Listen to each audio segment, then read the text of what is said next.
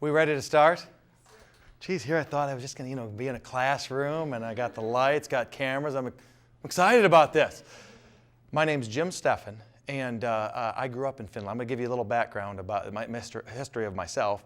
I grew up in Findlay, Ohio, and went to Findlay High School, graduated in 1987, and went to the University of Findlay. I took a year off, worked for my father at a supermarket, and then went to the Findlay College, actually, for a semester before it changed to University of Findlay.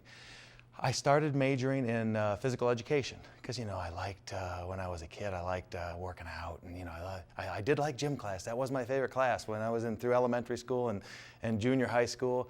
So I was like, it'd be cool to be a gym teacher. So I started that major and got into it a little bit and was enjoying it. And we did some observation over in, I think it was Fostoria, where I did some elementary school observation. And gosh, after I did a week of that, I was like, I don't really know if I want to be a gym teacher. I mean, I just didn't think it was fit for me right, because I didn't want to say to somebody, hey kids, sit down, sit down.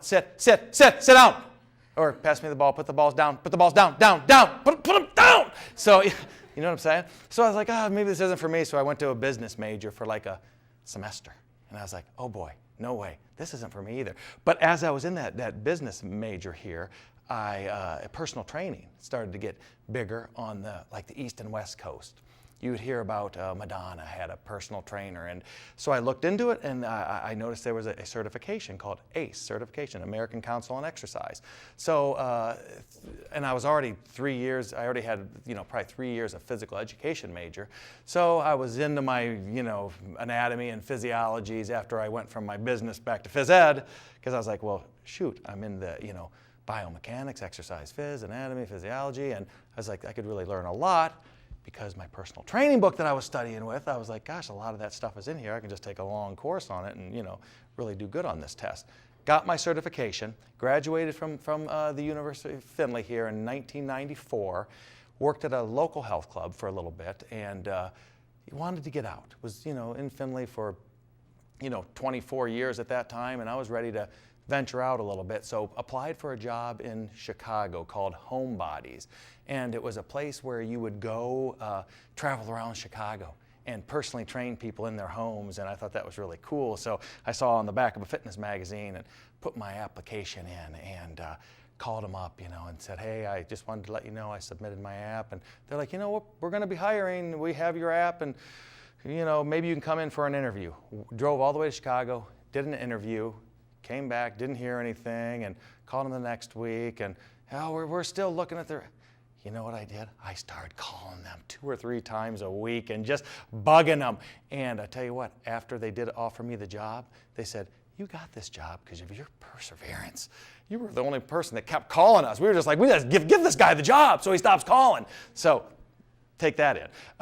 Worked through Chicago and actually got a job at a place called the Lakeshore Athletic Club too, which was right downtown Chicago. I mean, I had a great 1.5 year experience there. It was really fun. Traveled all, trained people in the high rises, a great time, great city. And when I was there, I met a friend, and he had a business trip out in San Diego, California. So I said, he's like, hey, I have a hotel out there. I got to be in business meetings. First 2 days, let's go out there and spend a week. Went with him, and we were like, gosh, of course, vacation in San Diego. Within the next week after that, we're like, we're moving here. We're going to San Diego.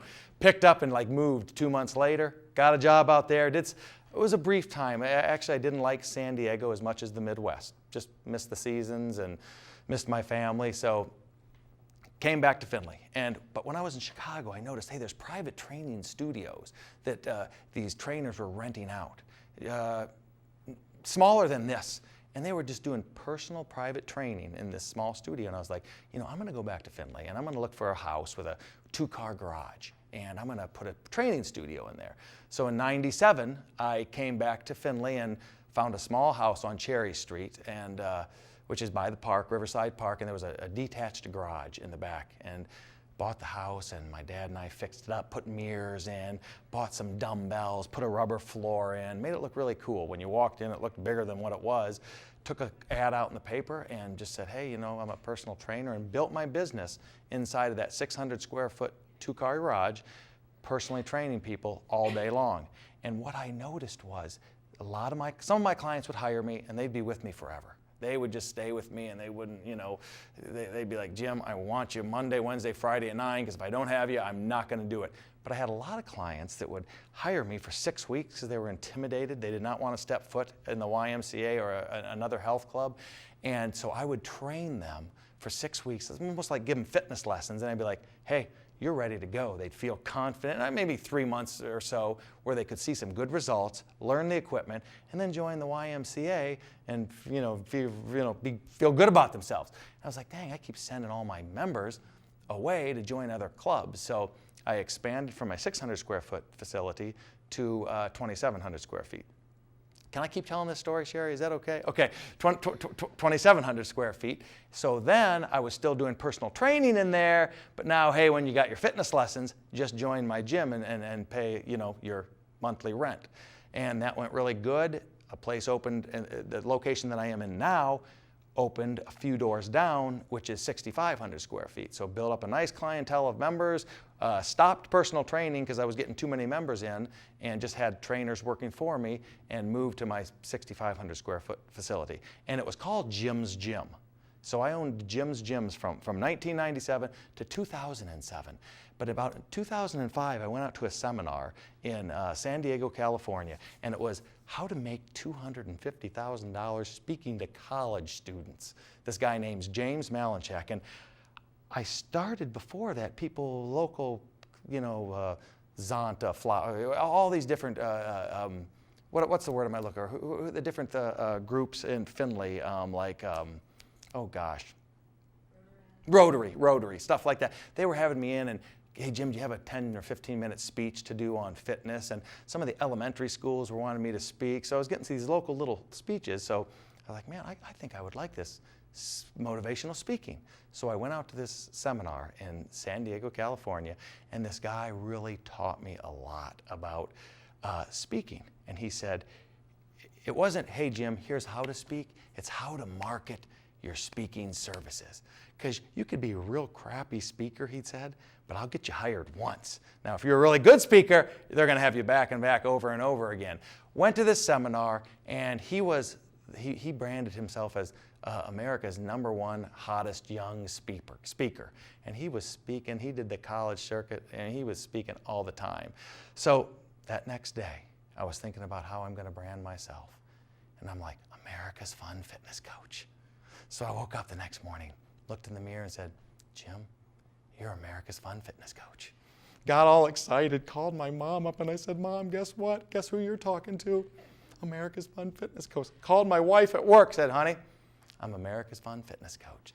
So I took a picture of myself on a big exercise ball, because I had this little routine on this exercise ball, and I called my buddy who was a principal from Bluffton. I'm like, hey, you got to give me some testimonials from you. Tell me how great I am, so I can put them on this little brochure that I'm going to send out to the high schools and the elementary schools in Ohio. So I sent that out and started to do fitness motivational presentations all over the country. I was getting hired in Ohio, and then I would send these brochures out to Pennsylvania and Kentucky and Michigan, and I started to get on that speaking college circuit too. During that time, I was reading a great book by Napoleon Hill called Think and Grow Rich. And it said in that book, which changed my thinking forever, it said, anything the mind can believe or perceive, it can achieve. So anything you can believe in and perceive, you can achieve. It just takes a lot of patience, perseverance, confidence, and optimism. So again, after I told myself I was America's Fun Fitness Coach and sent these things out all over the tri-state area, I started traveling around the country. Tried to keep it east of the Mississippi. Guess as who? Guess as who? America's Fun Fitness Coach. So remember, anything the mind can believe or perceive, it can achieve.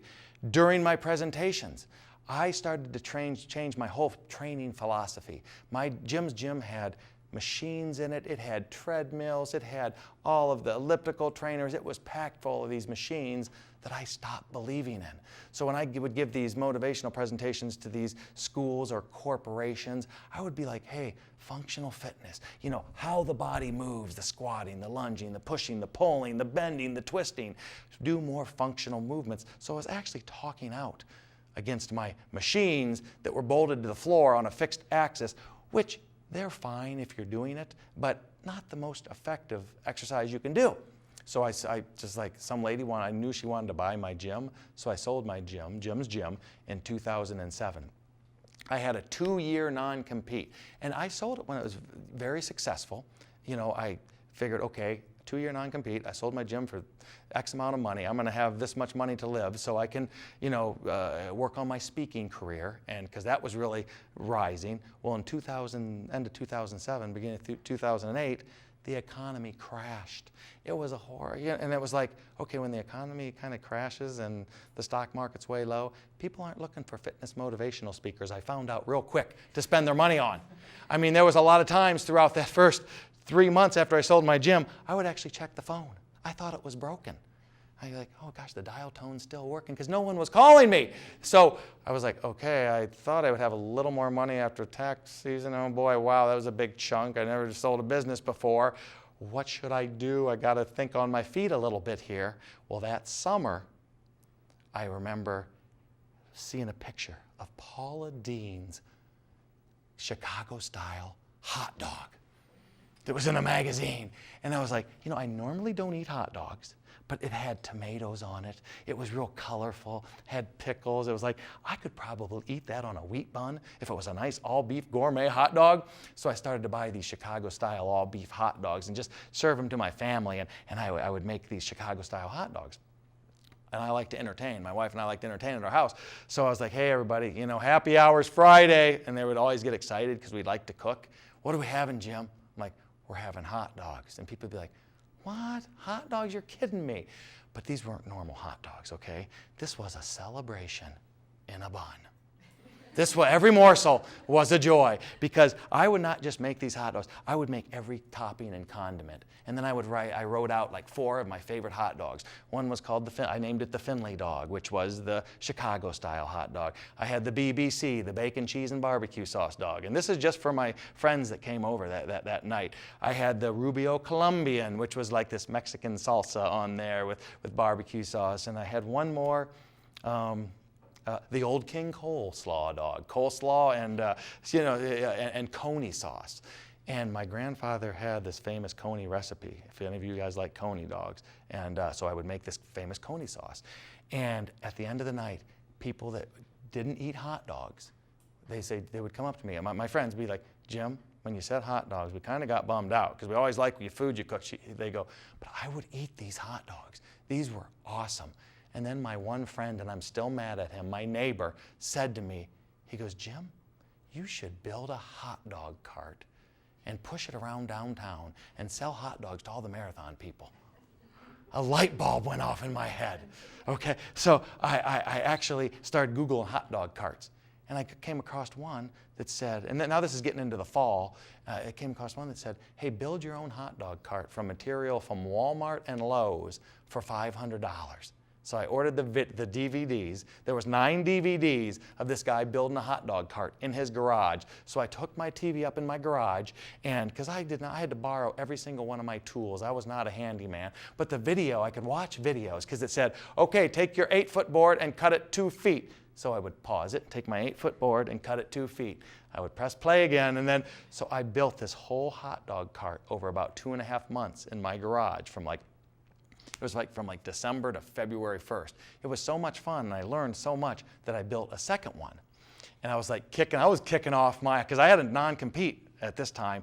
I didn't have, I couldn't do any personal training. My love, I couldn't do any gym work because I couldn't do it for 2 years. So I built 2 hot dog carts, and April 15th, I kicked off my hot dog cart business in Findlay and sold hot dogs in front of Marathon. I had a spot in front of Marathon. I had a spot on Tuesday and Thursday across from the hospital. I had one where my gym is now. I would work all these events all summer long. Those hot dogs were very successful. I mean, they really were good money makers. And the point is, how did I sell hot dogs? Because there, you would go to like a fair. There'd be a lot of hot dog vendors, or you'd go to the Balloon Fest, which is here in Finley. It attracts a lot of people. There'd be a lot of places selling hot dogs. But when I would go there, how would I persuade and motivate people to buy my hot dogs? I would make it fun. It was Jim's Hot Dogs. Again, people would come up to my hot dog cart, and they would say, "Could I? I'd like a hot dog." Oh, you mean do you want a gourmet all beef hot dog? You mean you're telling me you want a celebration in a bun? I would wear my big hot dog hat, right? And people would ask me about my hot dogs. And sure, I would make up some stories. I'd be like, these hot dogs are special. They're so lean. I make the cows run wind sprints at the farm before the slaughter. This beef is so lean. So the hot dog business boomed. We would have an awesome, and it was an all-cash business. I mean, we'd go home. My wife would have a hot dog cart at one end of the town. I'd have one in front of my gym, and we'd come home. It was a rough day from 7 a.m. to 3 because we just worked the lunch crowd and after the cleanup was done. But it was lucrative.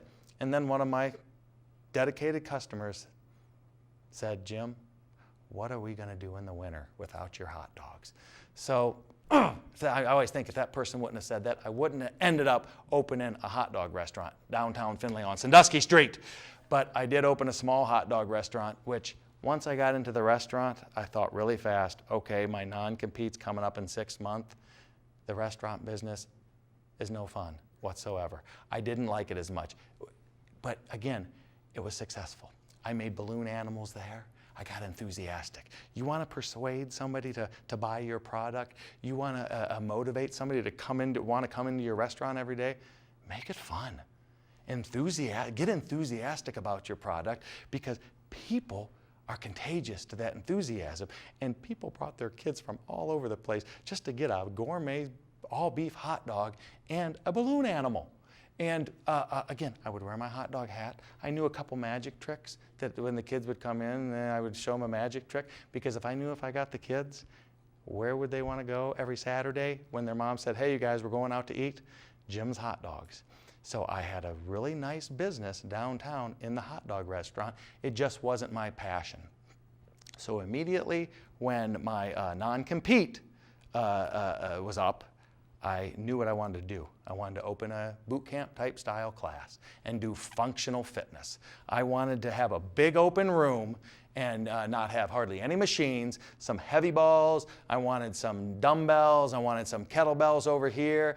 But we were going to do boot camp type style classes in this place. So during my hot dog restaurant, when I got my place around, that it was actually a place on Broad Avenue by the Great Scott. The CrossFit is there now. I rented that place because my old gym where I'm at, where XT Fitness is, was still with the lady that bought my gym. Does that make sense? So the lady bought my gym. She's still there. Well, anyhow, I signed a lease on the one over by Great Scott, and 2 months later, she went out of business. Again, I moved over there. But I just called 100 of my friends and said, "Hey, listen, I'm starting this new fitness concept where you can have 2 weeks for free. And I want you to try my boot camp class. I want you to give me all the feedback you can." I knew if I could get people in there and have that enthusiastic attitude, I know that they would never leave. And it did. I got about 60 people in that first 2 weeks. And out of those 60, 50 stayed and bought memberships to the gym. So that's kind of where I'm at now. Now I have XT Fitness. And again, throughout this whole time, the speaking business did pick up again. But what I do in my speaking business is my goal is to motivate my audience just to start a physical and positive mental attitude, lifestyle, and show them how fun fitness can be. And not only do I motivate you to physically work out, I motivate you to circle everything in your life, which what I call the Big O. The Big O stands for optimism, having that optimistic, hopeful, cheerful attitude. I tell my clients when I give my motivational presentations, don't be under the influence of NMA, negative mental attitude. Be under the influence of PMA, positive mental attitude. Because again, You want to persuade somebody to do something. You want to be a leader in your group. You want to stand out. Have enthusiasm. Get enthusiastic about what you're doing. Get in. I don't care if it's making a hot dog. I don't care if it's flipping a burger. You get excited about it, and your boss, your coworkers, they're going to take note of that, and they're going to want to, first of all, they're going to want to hang out with you because you're the fun, enthusiastic person. And that is a great attribute of a good leader, being enthusiastic. And your boss, he's going to see that. She's going to see that and say, wow, that person's going to get a promotion really quick. Look at how excited they are. They're happy. They come into work every day with their chin up, with their shoulder blades back. And why do they come up every day with their chin up and their shoulder blades back? Because they're probably physically exercising on a regular basis. And again, that's what I do. I motivate people to start a physical exercise lifestyle. Now, if I was here giving my fitness motivational presentation, my 45-minute go-get-'em presentation, you would have already been up and walked out. Because people usually get so excited to want to start their physical exercise lifestyle.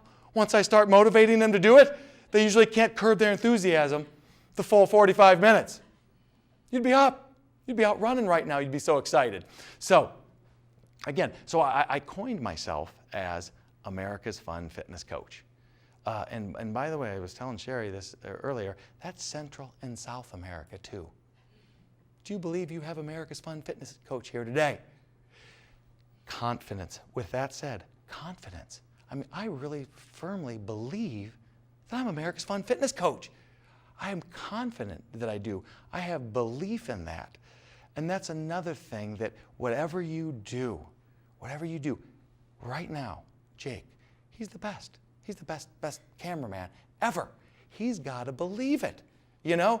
And if you firmly believe it, and sometimes it's hard to take that leap of believing you are the best, because if you walk into that interview, if you walk into whatever you're selling, and your employer or your customers see a bit of doubt in you, that's no good. They won't hire you. They're going to hire the person that has confidence.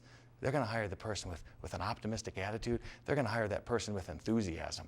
Way more over than the person that walks in there kind of with not very much enthusiasm. They're popping their step and maybe he's not smiling very much. Listen to this story from the University of Findlay. I think he was probably 25, came into my gym and he walked in there and he's like, hey Jim, how you doing? I'm so-and-so. And he shook my hand. Nice handshake. I like good firm handshakes. Looked in my eyes. So I was like, okay, yeah, how you doing? And then he went on to say, you know, I have a degree in physical education, got my master's in strength and conditioning, have a master's in exercise phys too, and I have a degree, like he named every certification in the book. I mean, this guy was well educated. And then he was like, you know what though? Rumor has it you're hiring. He goes, you know what though? I'm a night owl, so I don't want to, I'm not a real big morning person, so I wouldn't try train people in the morning. And then he's like, I don't like those treadmills over there, and I like athletes. I want to train athletes. I don't want to mess with the older clientele because I'm better at training athletes. I was like, okay, all right, well, I'll let you know if I need anything. 14-year-old Jeff from Glenwood Junior High School come walking into my gym, holding a gallon of water like this. Hey, are you Jim's Jim? People thought my name was Jim's Gym because that was the name of my gym. I'm like, well, I'm Jim. And he's like, oh, hey, Jim, my friends, they said that they get free memberships here because they clean your parking lot. He's like, Jim, look at all I want to be in my life. All I want to do is be a personal fitness trainer. He goes, look, I know the muscle's 78% water. I drink a gallon of water every day. He goes, I work out with my dad before I go to Glenwood in the morning in the basement. He goes, I eat chicken breast. I eat vegetables. He goes, that's all I want to do. I want to be a personal trainer. He goes, Jim, he goes, I'll clean the parking lot. He goes, I'll clean the bathrooms. I said, I'll do anything if I can come in here and work out and just learn from you. I was like, you're hired. I would hire 14-year-old Jeff with enthusiasm and that with optimism and being willing to do anything it takes so he can learn over the person that was like didn't want to train the old people or didn't want to wake up early because he's a night owl and under the influence of NMA. What's NMA? negative mental attitude. I want the people under the influence of PMA, positive mental attitude. I want people to walk into my gym and say, Jim, I got the big O today. I got an optimistic attitude. What is optimism? Hope. Hope that great things are going to happen in your life. Optimism is confidence. I tell you what, confidence is key. Optimism is cheerfulness. Cheerfulness. If you, what's that book called by How to Win Friends and Influence People? Great book. That changed my life. He's like, hey, you want to influence somebody? You want people to like you in your classroom? You want your teachers to like you and maybe take you from a D+ to a C-? That was my theory in college. Did you guys get that? Not a D+. So if I know I was on the borderline of C+, you use some of these techniques with your teacher, I think sometimes it'll get you to that B+ or B-. You know what I'm saying? You with me? Anyhow, with that said, maybe it wouldn't work for me, Sherry at all. So, yeah. So, two things that I forgot the guy's name who wrote How to Win Friends and Influence People. Dale Carnegie. He said, next time you go to work, next time you go to your classroom, next time you're around people, genuinely catch their eyes and give them a big smile. That's all you got to do. He goes, genuinely find them and say, good morning, and smile at them. And if you have time, he says, take a genuine interest in that person and listen. Ask them questions about them and listen. And you're going to win a lot more friends and you're going to be very influential. Two things. Big smile to somebody. And be genuinely interested in what they have to say. Not you, what they have to say. But remember, he stresses, if it's not genuine, if you're doing it to get ahead, to get the job, they're going to see right through you. So be genuine. So to motivate people to physically exercise, first of all, I start out my fitness motivational presentation. Every one of them, I've done over 1,000 presentations, and every one of them, I start out with my Al Baker defensive shuffle story. And I'm not going to be able to do it any justice because I'm on this little pad right here, and I got to stay on this thing. But my Al Baker defensive shuffle story is Coach Baker, 1987, Findlay High School. He actually taught, he was a coach here with Coach Niekamp when I played for 2 years back in the early 90s. And he would say, guys, put the balls on the rack. For any of you that know anything about basketball, watch basketball, the defensive shuffle drill was no fun whatsoever. Coach Baker would say, put the balls on the rack, we're going to do the defensive shuffle drill. When he said that, sick feelings came inside of our stomach. We knew we were going to be in for some pain. It was going to hurt. And Coach Baker would say, he thought that he had to imitate it every time. He's like, okay, guys, I want you to get your feet really wide, get your butt down low, get your hands up. He goes, I'm going to blow the whistle, I'll point in one direction. I'm like, I want you to snap your foot like this, and I'll point this way, and you stay low and snap your foot. I'll point forward, I'll point backwards. He said, this time, don't be sloppy when you do the defensive shuffle drill. Don't be lackadaisical. Don't be off balance. Coach Baker would say, I want you to be sharp. I want you to be motivated. I want you to be balanced. I want you to grit your teeth this time and dig in. Guys, grit your teeth and dig in. So we get down like this, and he'd point this way, we'd snap all the way, we'd be down like this. After a minute, we'd be upright, we'd be tired and flopping around, and he'd have to blow the whistle again and say, stop, everybody stop.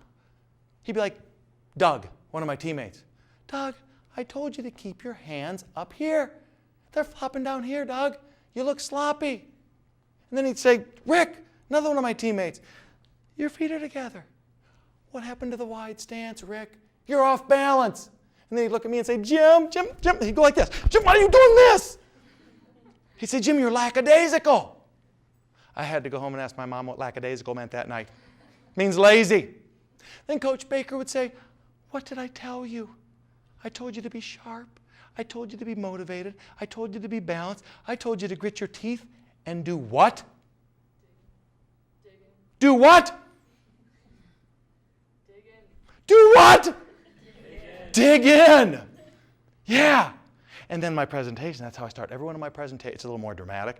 And then I say, I'm going to motivate every one of you today to dig in to a physical and positive mental attitude, lifestyle, and actually show you how fun fitness can be. Lou Holtz, the football coach for Notre Dame, he once said, he's like, you want to give a speech? Help my speeches out big. He goes, you want to be a good speaker? Because he said, I'm a horrible speaker. He goes, I just believe in what I say, and I say it with enthusiasm. He believed, and I thought about that. Hey, I believe in fitness, and I believe it in my heart that it's going to work for these people, so I'm just going to start talking about it with enthusiasm. And so far, it seemed to work. You get an enthusiastic guy giving a speech up here, and again, I'm not the best speaker, but you get an enthusiastic person, and the speech kind of is good, isn't it? Isn't it? Okay, good. 2 people out of the group thought it was good. So when I was Skip Cindric, is Skip Cindric still a professor here? I remember he taught speech class. Because people, when I talk about, I'm offering a seminar on how to make your I'm going to call it now, how to make turn your passion into profit. How to turn your passion into profit. Because I get a lot of people coming up to me and like, Jim, you own because I have, my gym is 2-in-1. It's an XT Fitness boot camp type style gym, and it's also a Ninja Warrior gym. Does anybody ever watch American Ninja Warrior? I was on 2 seasons of a Ninja Warrior on TV. I got one airtime. Did you guys know that? Do you believe that? You're a little more impressed now because I can tell you weren't before, aren't you?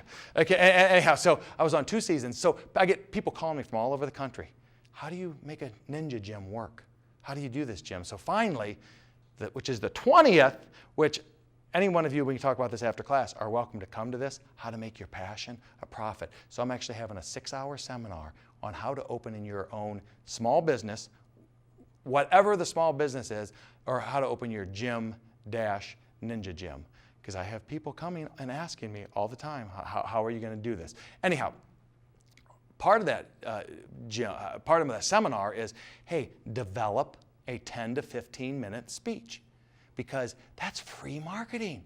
Because again, people are going to beg for your time. If you have a good motivational 10 to 15 minute speech, they'll want you to speak all over your local community at little functions, whether it be at the end of one of their Christmas parties, whatever. And that's what I did to really build my business. And it was free marketing. I didn't have to pay. And sometimes I even got paid to do it for these little 10 to 15 minute speeches. And people say to me, oh, no way. I cannot speak in front of people. Skip Cindric taught, so I'm circling back to the story. Skip Cindric taught speech here. And I remember I hated it. I was not confident. And of course, I didn't know my subject. I remember I did it like on caffeine or something like that. My speech. Did I prepare for it? No, not at all. And when I got up to give my speech, I thought I kind of memorized it. And I remember getting up there. It was the most embarrassing time in my life in front of a large group. And they were like, I went up. That's what I did. He told me to sit down. I didn't even talk. He's like, maybe you should regroup, Jim, and sit down. I probably should have failed the class, but he gave me a C. I don't know how I got the C. Maybe because I smiled at him and took interest in him. But anyhow, but now I look back on that and think, if I picked a subject that I was really, really super passionate about, and knew about, I would have been able to nail that speech. So get excited about whatever you do in your life. If it's not your passion, then you might want to, at this point, look at something that you love dearly, because being passionate about that will bring a better job, will bring the money if you open your own small business. Does that make sense? Okay. How is our time, Sherry? Are we doing all right? Does anybody have any questions? We've got about 10 more minutes. Okay. Well, let's open it up for some questions. Does anybody want to ask a question? One thing Yeah, Jake. Yeah, okay. Do you guys know what a non-compete is? Does everybody know what that is? You want to explain that a little bit? Yeah, non-compete is just that, because she bought my gym, I could not work in the gym business within like a, 50-mile radius of Findlay. So I wasn't allowed to, after I sold her my gym, go across town and open another gym and get all my members back. So, yeah, that's what a non-compete is. What made you want to open up like the Ninja Warrior gym? Just because you did that, American Ninja Warrior? Yeah, you know what? Again, it started as just my regular, I liked CrossFit. I liked aspects of CrossFit when it started to get bigger 5 years ago. You start hearing about CrossFit. But I was like, that's, some of this I didn't like. So I just created my own brand called XT Fitness. And then, I was open for 2 years, and the boot camps were going great. I have classes throughout the day. And this Ninja Warrior thing I started watching on TV, so I applied for the show, and they gave me a call, and I was like, whoa, I didn't think I'd get called. And I'm like, I better at least build a warped wall here, because I know I've got to run up one of those, 14-foot warped walls. So a buddy of mine who owned construction, we started to build ninja stuff. And the great thing about it in my gym, if you come down, you can check out my gym. It has a lot of obstacles. I have people travel from all over the country just to do my ninja competitions, which my next one is March 19th, a week from Saturday. I'll have probably about 70 competitors, a lot of the people on the show too. So I started to build these ninja obstacles, and the great thing about ninja obstacles is a lot of the stuff hangs from the ceiling. So I built all these things that were up in the ceiling on my rafters, and it didn't affect my boot camp classes at all. In fact, it added some to them because I got a lot of gymnastic rings and grip hangs. And started slowly over these last 2 years building obstacles. Had a competition about a little over a year ago. Now I'm having my 5th ninja competition. And now I'm part of something called the NNL, which is the National Ninja League. So apart from the show, if anybody doesn't know what the show is, it's like extreme obstacle courses where you have to jump and swing from ropes over water and stuff. Now I'm part of a National Ninja League. So every year I have a qualifying round where, again, ninjas fly from all over the country, just try to qualify for this national thing. So it's like 2 gyms in one, and that's what my seminar is all about. These ninjas that are coming in that are really good at ninja think that they can just open a gym, and when they do, they're realizing, well, this isn't working. What am I doing wrong? And that's where I'm going to teach them how to do it right. So it's not about, I don't know if this applies to this, but I'm going to tell them, you're not opening a ninja. You don't want to, like my James Malinchak, who he stressed, I'm not here to teach you how to speak.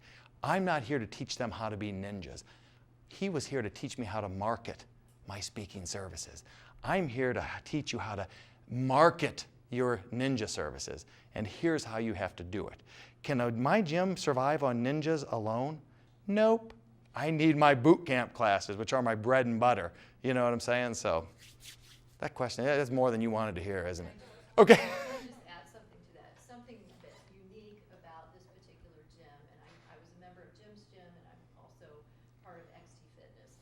But something that Steffen does is he builds community. So when he's talking about people who don't want to work with the older population, Jim actually gave discounts to people who are senior citizens and gave them special times to come when it wouldn't be as crowded so that he could include that group of people. So what he does is build people who want to actually come and get to know each other and become a community. So that is something that's very unique about his gym. But I think it's because of his passion for not just what he does in fitness, but also for people. So, and that's why I asked him to speak today, because he is one person who knows how to build relationships and motivates through that. Thanks, Sherry.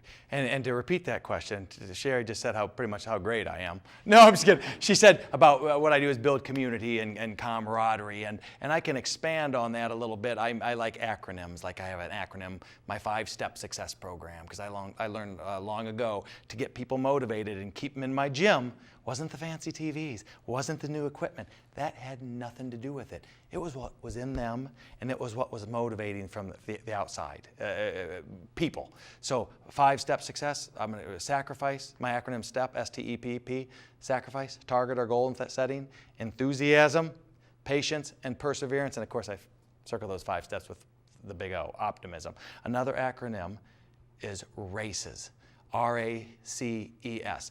This is what's going to keep you working out and making a lifestyle out of physical fitness. It's not a 6-week program. This is a lifestyle. RACES stands for, or the R stands for results. if you go to an exercise place and you get the results, you're going to want to stay. How do you get the results? The accountability. You have to have that accountability partner. All my time slots out there are classes. The reason I have classes is because people feel that the C stands for two things: community and camaraderie. So you're getting the results, you have the accountability. You're accountable to me. You're accountable to the people you're working out with every day at 5 o'clock, at 5:30 a.m. That helps big time. You're in that community. So I have a lot of marathon clients that work at Marathon. A lot of them work out at 5:30 a.m. What do? They go to work. They tell the 5 p.m. people, the 6 p.m. people, oh boy, it's going to be rough today. Well, what are we doing? I'm not telling you, but I know there's burpees involved. We know that. So they got that whole community, even outside of the gym, that they're talking about it. The E stands for evaluation.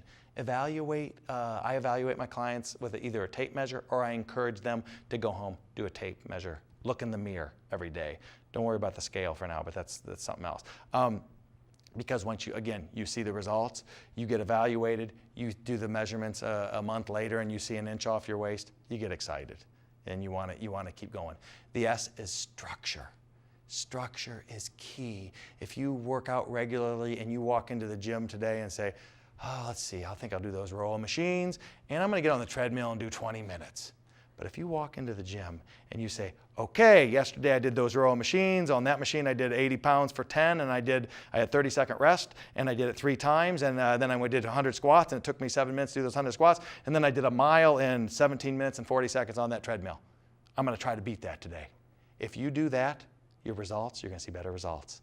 So structure in the gym is so very important, because the dropout rate when you exercise is, if you join a gym tomorrow, after 6 months, if 100 people join a gym, 10%, 10 people, they say, now that number actually went down, will still be there working out regularly. So 90% chance dropout rate. Planet Fitness, they're brilliant. They knew that at $10 a month, they would have, I think they have 8,000 members here at the Finley gym, because they knew that they were going to get a 90% dropout rate. But people were still going to pay $10 a month because, hey, what the heck, it's only $10. It's really a good business plan. Now, my dropout rate is probably between 10 and 25%. So if you join my gym, there's a 75% chance that you're not going to leave. I've had the same members now I've been open 5 years. I've had about 50 to 60% of them that are still there. So, and because of that community camaraderie, the results they're getting, the accountability and stuff like that. So, any other questions? Yes? What does your wife think about you changing your career so many times? Which wife? Oh. No, I'm just, come on now. Like, I was a kid and that was a joke. No, you know what? She's all right with it, yeah. I mean, I've always kind of been in the fitness industry. You know, that short 2 years, she was in the hot dog. But we have 4 kids too, and they're young kids. I started a little late, so my oldest is 12, and my youngest is 3. So it's been tough, but it's worked. It's worked, yeah. She doesn't care. We got a good union. We got a good bond, you know? Okay.